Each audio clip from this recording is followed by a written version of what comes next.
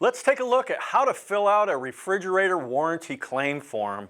So you begin by going to lci1.com. Then in the navigation bar, select Support. Now select Service Forms, then the Warranty tab to review the warranty documents. Now scroll down to find the refrigerator warranty request form, and in this case, I'll select the furrion form. Once you select that, the actual form will pop up. Start by filling out the top of the form. That has all your general information in it, your dealer name, all your information, but don't forget to add all the coach's information and model and serial number of the refrigerator itself. The label is on the inside of the reefer on one of the walls. On this specific model, it's up here on the left-hand side. Next, you're going to fill out the nature of the complaint and all the troubleshooting that you've performed to this date. Now let's make sure that you don't have a refrigerant leak. So you're going to pull that refrigerator out, spin it around, and look at the compressor on the bottom of that and make sure there's no leaking refrigerant anywhere.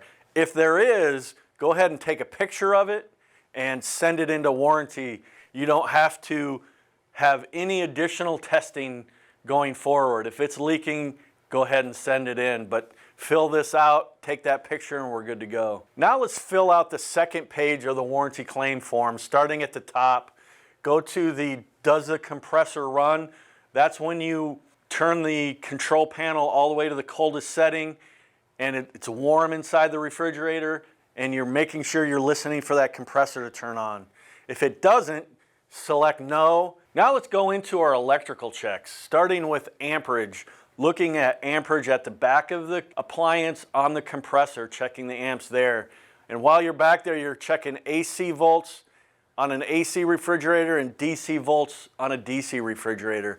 But if you do have a 12 volt DC refrigerator, go ahead and check the length of the wire from the refrigerator all the way back to the battery and make sure that you're checking the wire size. What size is that thickness of the wire? Now for the last electrical check, we're going to do 2 voltage drop tests.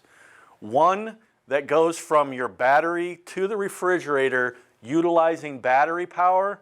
The second one is going to be from the battery to the refrigerator using converter power. Now a voltage drop test checks all of the circuitry and the components for any corrosion or any opens or shorts, all those types of things that could cause the problem.